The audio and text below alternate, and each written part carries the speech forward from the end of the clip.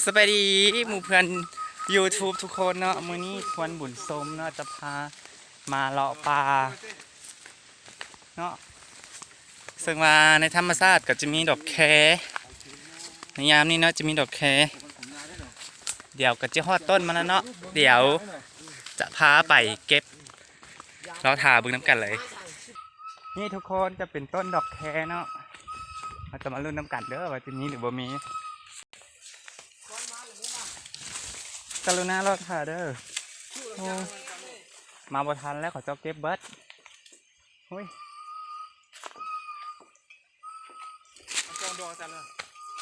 เห็นดอกหนึ่งเนาะข้างอยู่เทิงนั่น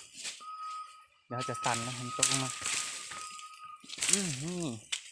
ตกแล้วคนนี่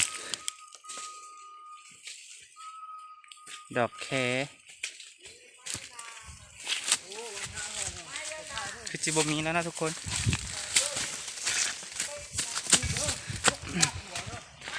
มาทั้งหมด3 คนทุกคนเฮฮาไปพร้อมๆกันถึงแล้วหอยนกคนหอยนกฮอดแล้วเด้อเราจะมาเบิ่งพักน้ำกันเลย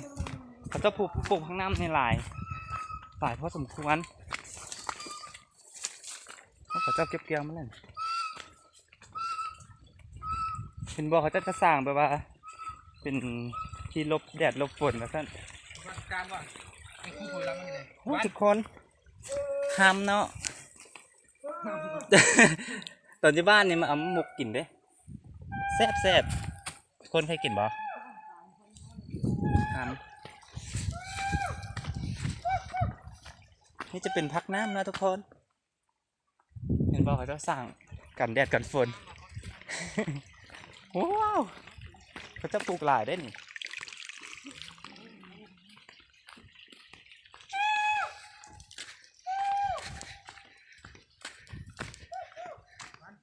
่ก็คือผักเทียมของ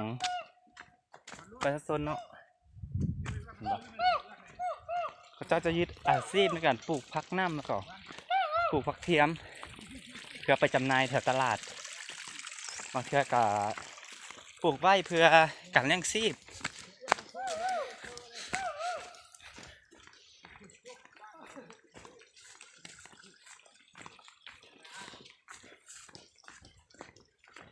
ทุกคนบ่เป็นอะไรแถวนี้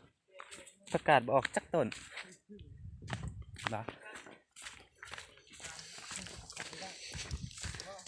ชีวิตแบบบ้านๆก็อยู่น้ำแดดน้ำฟ้าน้ำฝนเนาะถ้าปีใดฝนตกหลายก็ปลูกผักก็จะเป็นแต่บางปีนี่ฝนบ่ตกคือปีนี้มันแรง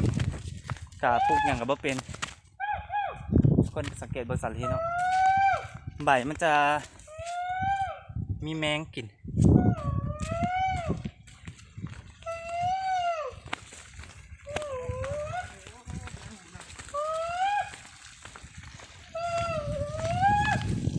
ทุกคนเขามาถึงอยู่ที่น้ำทอเนาะ โอ้เย็นนี่เลยทุกคนอันนี้จะเป็นกระตุกเนาะที่เขาเจ้าใส่กิน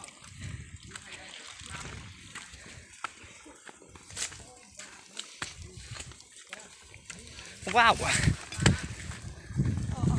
โอ้ทุกคนจะเห็นเป็นไฮเนาะอยู่ทั้งภูก็จะเป็นไฮ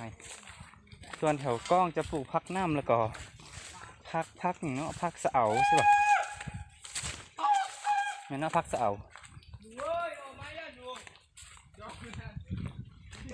ไม่ใช่2 คนทั้งหนักกวนกันเนาะ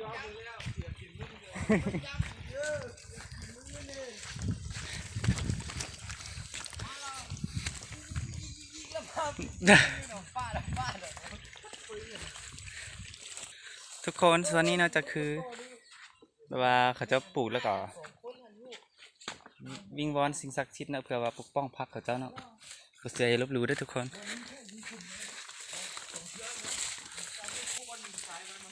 ยังไก่เนาะยังไก่ก็ข่อยตัวเนี่ย ยังไก่นิดนึงเนาะทุกคน ดูนะ เออเฮ้ยเสียบไปแค่ต่อสู้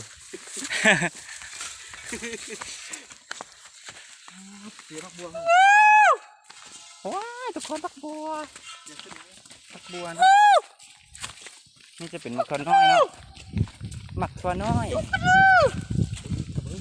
ตอนแรกกูเอาเนื้ออีกนึงจะผักบัว อย่าเด้อ ว้าเดี๋ยวจะผัก ทุก บัว คนเนาะปักป้อมเห็นปะ ผักบัวมาตอนแรกกู ป้อม กำลังเก็บผักเนาะ ผักน้ำ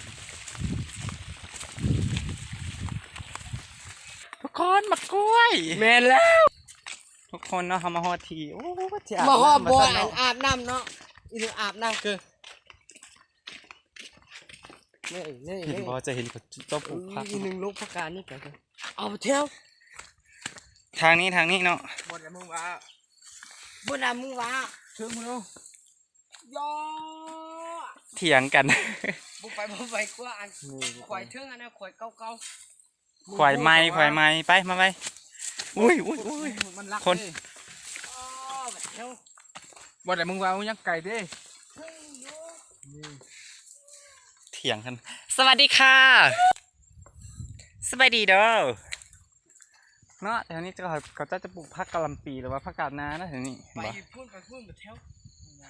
ทุกคน ดูนี่ เพื่อเมนูตายแถวเนี้ย เอ้ยพูดนี้ได้ไงอ่ะเข้าซ่องวง ต้องใช่แน่ๆเลยเมนแท้ กูไปเห็นได้ว่าควายเก่าๆว่ะมึงไม่เห็นนี่เปล่าวะ เดี๋ยวจะหาหนูตายเนาะแถวนี้กุดเหม็นงุ้ยใส่ ไปกูว่าดิกูเอานี่คิมบอลจีได้คุดนี่ก็ได้ด้วยกันนี่นะโห สำหรับคลิปนี้นะต้องขอตัวลากันด้วยทุกคน คลิปหน้าพบกันใหม่เด้อบ๊ายบายขอบใจที่ติดตามฝากติดตามเด้อกดไลค์กดแชร์เด้อ มึงเห็นนะเดี๋ยวไว้